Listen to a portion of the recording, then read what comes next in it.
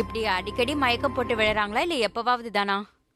ஆமா டாக்டர், அடிக்கடி மயக்கம் போட்டு விழுந்துடுறாங்க. ஓ, அது ஒன்றும் இல்லை டாக்டர். என் பொண்ணு காணாம போனதுல இருந்து அடிக்கடி கொஞ்சம் ஸ்ட்ரெஸ் அதிகமாயிடுச்சு. அதனால தான், வேற ஒன்றும் இல்லை. இல்லம்மா, வெறும் ஸ்ட்ரெஸ்னாலலாம் இப்படி அடிக்கடி மயக்கம் போட்டு விழ மாட்டாங்க.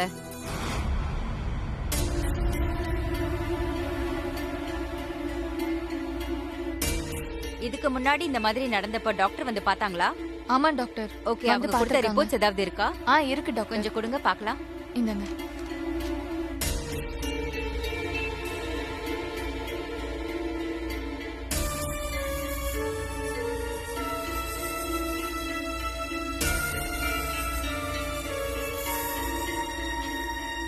நியர்லி வீக்னஸ் இருக்குங்கிற மாதிரி தான் மென்ஷன் பண்ணி இதுல ரிப்போர்ட் கொடுத்திருக்காங்க. ஆனா இந்த மயக்கத்தை பார்த்தா அந்த மாதிரி எனக்கு எதுவும் தோணல.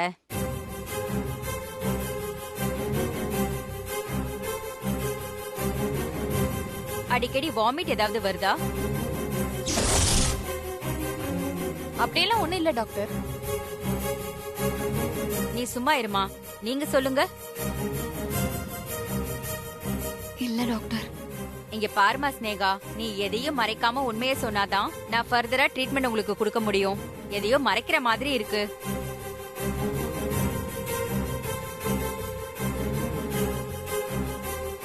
அப்படிலாம் ஒண்ணும் இல்ல டாக்டர். நீங்க கொஞ்சம் வெளியே இருங்க, பேஷண்ட்டை ஃபுல்லா செக் பண்ணணும். ஓகேவா? Okay doctor. ஓகே.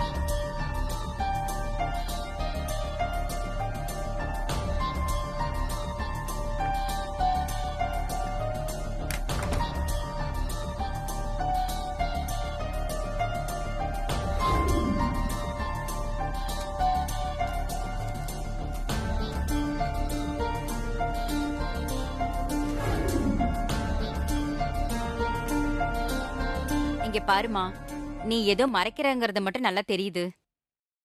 நீயா சொல்லிடுமா, இல்லனா பிளட் டெஸ்ட் எடுத்து நானா தெரிஞ்சுக்கிற மாதிரி ஆயிடும்.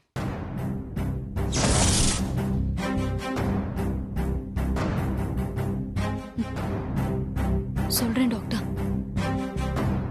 எனக்கு பிளட் கேன்சர். வாட்? ஆமா டாக்டர்.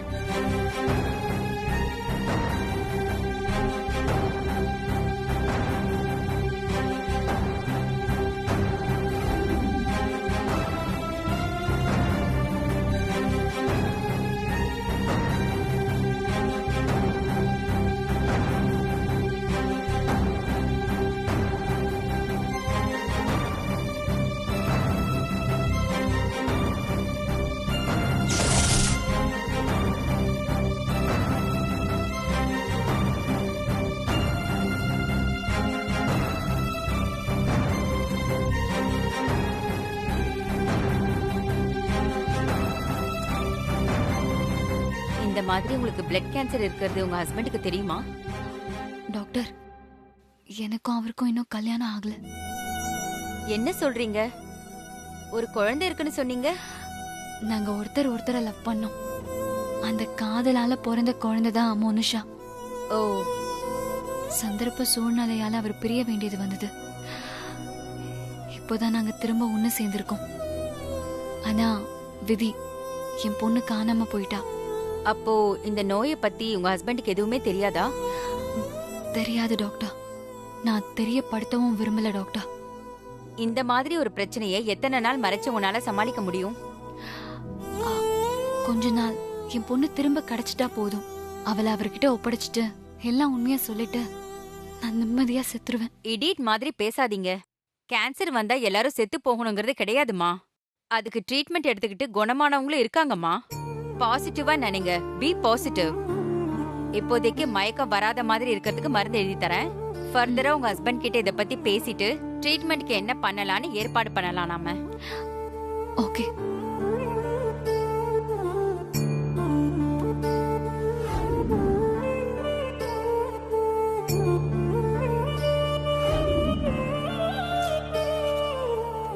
இந்தாங்க, ஃபர்தரா இருக்கிற ட்ரீட்மெண்ட் நம்ம பார்க்கலாம். ஓகே?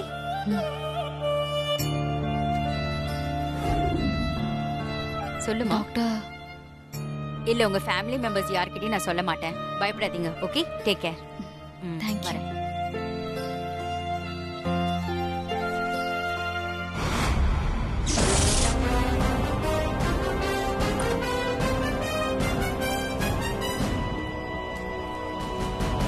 டாக்டர் உங்க பேப்பர். இல்ல நான் ஏற்கனவே படிச்சுட்டேன், நீங்க வச்சுக்கோங்க. Okay doctor.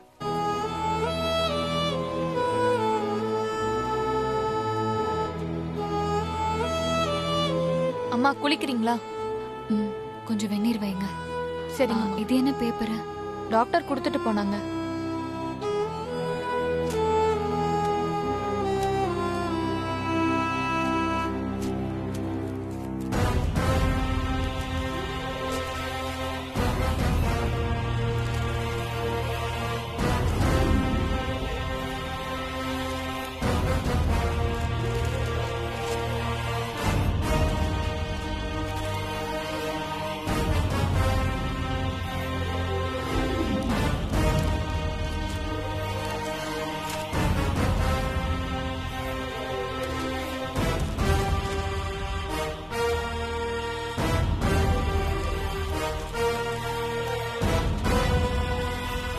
அம்மா, வெந்நீர் ரெடி ஆயிடுச்சு. பாத்ரூம்ல எடுத்து வச்சிருக்கேன், குளிக்க வரீங்களா? ம்.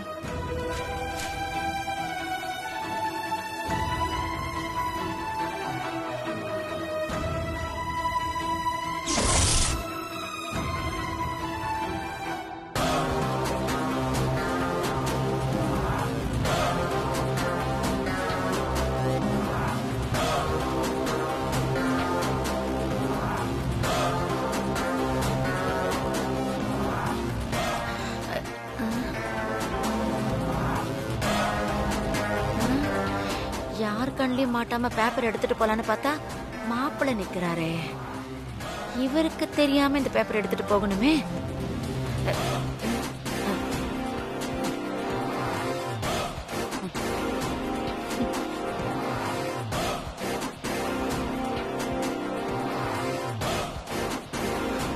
அத்தை,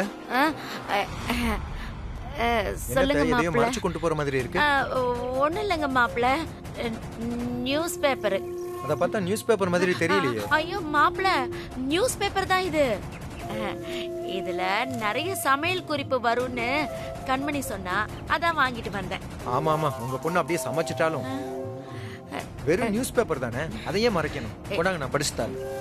இல்ல மாப்பிள்ள, கண்மணி காத்துக்கிட்டு இருப்பாவ. படிச்சு முடிச்ச உடனே கொண்டு வந்து கொடுக்குறேனே. அதெல்லாம் நான் பாத்துக்கிறேன் அத்தை. முதல்ல பேப்பர் கொடுங்க. கொடுங்க.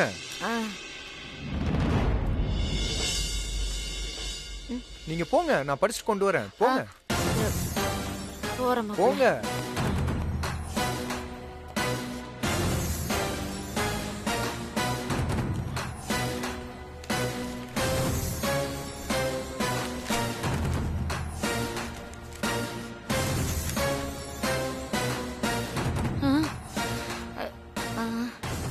ஐயோ, பேப்பர் இல்லாம போனா அம்மான்னு கூட பார்க்காம தலையிலேயே கொட்டுவாளே.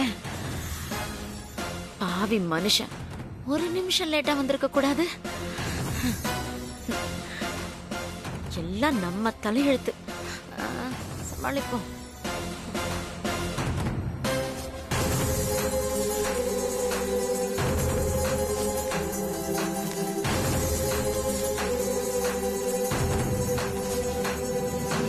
கண்மணி, என்னம்மா பேப்பர் வாங்கிட்டு வர சொன்னா கை வீசிட்டு சும்மா வர?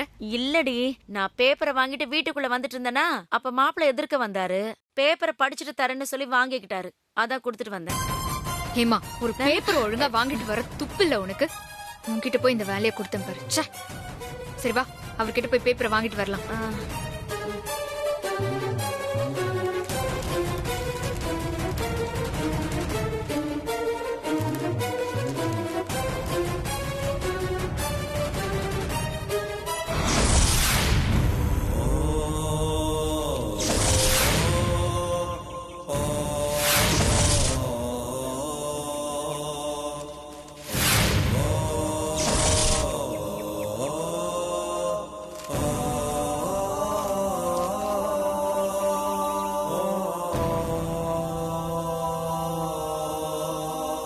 ராசாத்தி எதுக்காக இப்படி ஒரு விளம்பரத்தை பேப்பர்ல கொடுத்திருக்கா? இது ஸ்னேகாவுக்கு தெரிஞ்சா என்ன ஆகும்?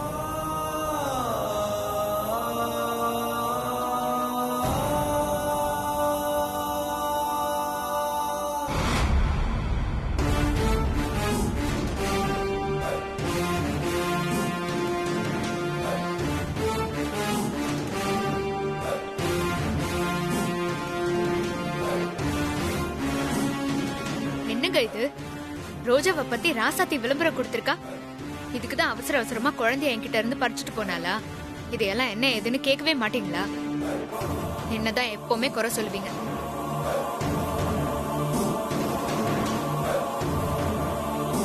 என்னங்க என்னங்க என்ன கண்மணி? என்னங்க நான் பேசினது எதுவுமே உங்க காதுல விழலையா? ஆமா, நீ என்ன சொன்ன? இந்த விளம்பரத்தை பார்த்து ஏன் பேய் அறிஞ்ச மாதிரி இருக்கீங்க? அது ஒண்ணும் இல்ல கண்மணி. இந்த சின்ன குழந்தைய காணாம அவளை பெத்தவங்க எவ்வளவு கஷ்டப்படுவாங்கன்னு நினைச்சேன்.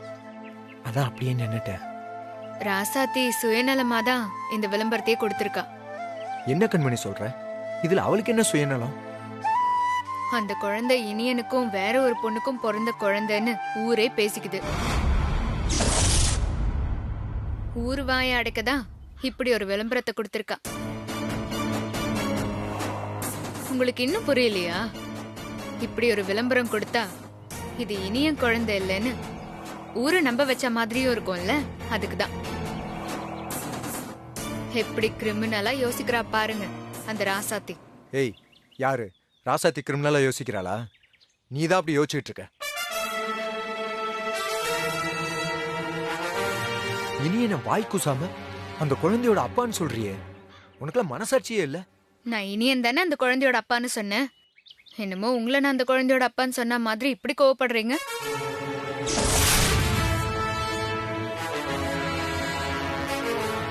இனி என்ன சொன்ன என்ன? என்ன சொன்ன என்ன? ஆமா, அப்படியே அண்ணன் தம்பி பாசம் பொத்துக்கிட்டு வருது. சி, உன் வாயை யாராலையும் அடக்க முடியாது. மனுஷன் பேசுவான உன்கிட்ட. என்னமோ பண்ணி தொலை.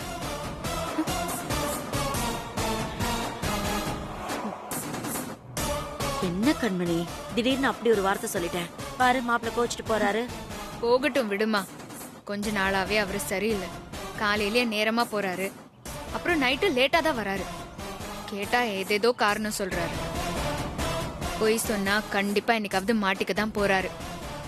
அவரு மாட்டுறது இருக்கட்டும்டி, ஆனா அதுக்குள்ள உன் வாழ்க்கைக்கு ஏதாவது பிரச்சனை வந்துட போகுதுடி. வர விட்டுருவேனா? அப்படி ஏதாச்சும் நடந்தா நான் கொலகாரியா மாறவும் தயங்க மாட்டேன்.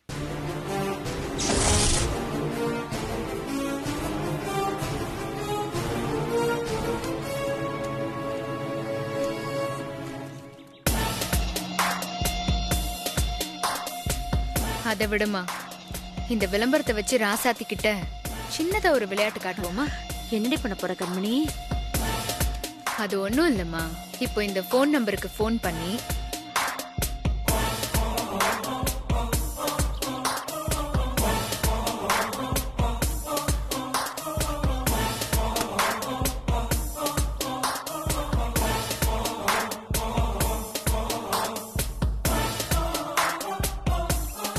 எப்படி? சூப்பர் டி கண்மணி.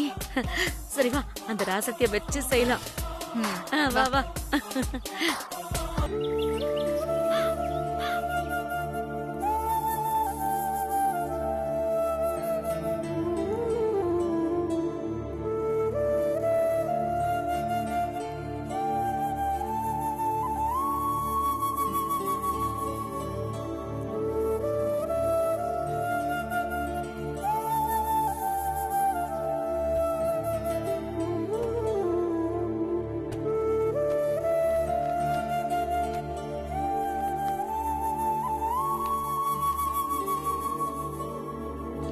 என்ன ரசாத்தி, ஏதோ யோசனையில இருக்க போல இருக்கு.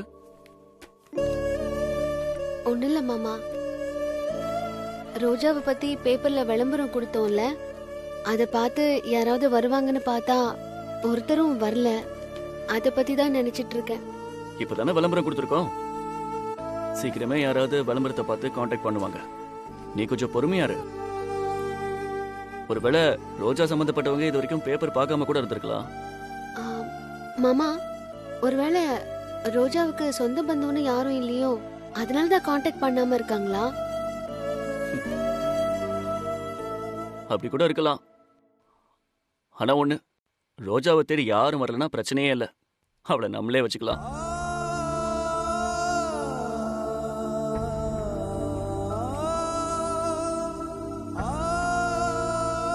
ஏய் வாடா. உட்காரு. வாங்க மாமா, உட்காருங்க. ரோஜாவை பார்க்க வந்தீங்களா? இல்ல ராசாத்தி, நான் உங்க கூட சண்டை போட வந்தேன். என்னடா சொல்ற? சண்டை போட வந்திருக்கியா? என்ன மாமா சொல்றீங்க? ஏன் கூட சண்டை போட வந்தீங்களா? அப்படி என்ன நான் தப்பு பண்ணிட்டேன்? ஆமா ராசாத்தி, நீ ரொம்ப பெரிய தப்பு பண்ணிட்ட. பெரிய தப்பா? அப்படி நான் எதுவுமே பண்ணலையே மாமா. ராசாத்தி, உன்னை யார் ரோஜாவை பத்தி பேப்பர்ல விளம்பரம் கொடுக்க சொன்னது?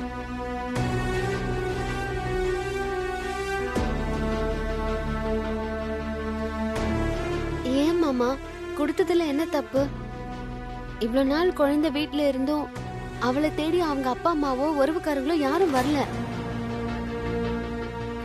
அதனாலதான் அடுத்த கட்டமா பேப்பர்ல விளம்பரம் கொடுத்தா யாராவது தேடி வருவாங்களோன்னு முடிவு செஞ்சோம். அதனாலதான் விளம்பரம் கொடுத்தோம். சரி, நீ கொடுத்த விளம்பரத்தை பார்த்து தப்பான ஆளுங்க வந்தா என்ன பண்ணுவ? யார் வந்தாலும் குழந்தைய அப்படியே தூக்கி கொடுத்துருவோமா என்ன? பெத்த அப்பா அம்மாவே வந்தாலும் அவங்க யாரு என்னன்னு தீர விசாரிக்காம குழந்தைய கொடுக்க மாட்டோம் மாமா. இல்ல ராசாத்தி, பேசாம ரோஜாவை நீயே வளர்த்தா என்ன? அது எப்படி மாமா முடியும்? நாம எவ்வளவு நாள் வளர்த்தாலும் அவளை பெத்தவங்க வந்து கேட்டா கொடுத்துதானே ஆகணும். ஆமாண்டா குமரா, என்னதான் ரோஜாவை நம்ம பாசமா பாத்துக்கிட்டாலும் அவளை பெத்தவங்களுக்கு தானே அவ சொந்தம். டேய், அதெல்லாம் பெத்தவங்கன்னு யாரும் வரமாட்டாங்க, எனக்கு நல்லா தெரியும்.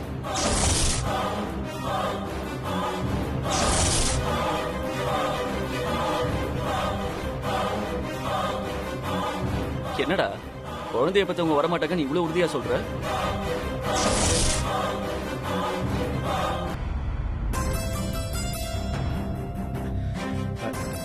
இல்ல, என் மனசுல அப்படி தோணுச்சு, அதனாலதான் அப்படி சொன்னேன். அது மட்டும் இல்ல, ரோஜாவும் நம்ம எல்லார் கூடவும் நல்லா பழகிட்டால. மாமா, ரோஜா நம்ம கூட பழகுனாலும் உண்மையான அப்பா அம்மா வந்தா கண்டிப்பா அவங்க கூட சந்தோஷமா தான் போவான். நீங்க வேணா பாருங்களேன். அது உண்மைதான் ராசாத்தி. ஆனா நம்ம ரோஜாவை பாத்துக்கிறது யாரு? நீதானே. உன்னை விடவா ரோஜா மேல வேற யாராவது அன்பு காட்ட முடியும்? நீங்க சொல்றதெல்லாம் சரிதான் மாமா. நாம என்னதான் பாத்துக்கிட்டாலும் அவங்க அம்மா மாதிரி வருமா? ஆமாண்டா, இப்ப ரோஜா இங்க சந்தோஷமா இருக்கிறதுனால அவங்க அம்மா நினைப்பு வராம இருக்கா, அவங்கள தேடாம இருக்கா. அதுக்காக நம்ம அவ அம்மா அப்பாவோட சேர்த்து வைக்காம இருக்க முடியுமா?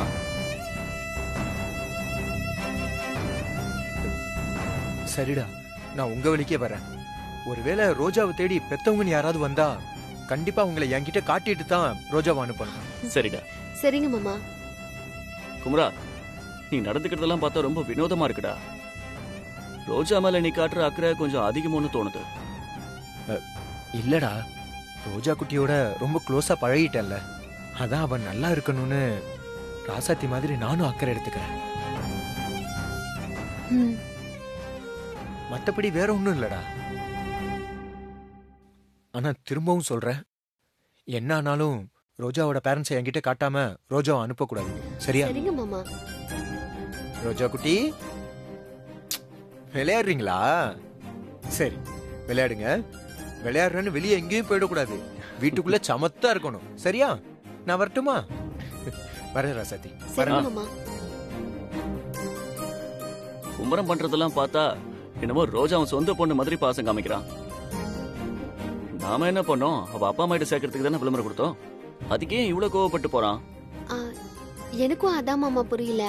ஆனா அடிக்கடி இங்க வராரு, ரோஜா கூட ரொம்ப நேரம் இருக்காரு. இதுக்கெல்லாம் காரணம் என்னன்னு தெரியல. சரி விடு, சீக்கிரமே எல்லாம் தெரியதான் போகுது.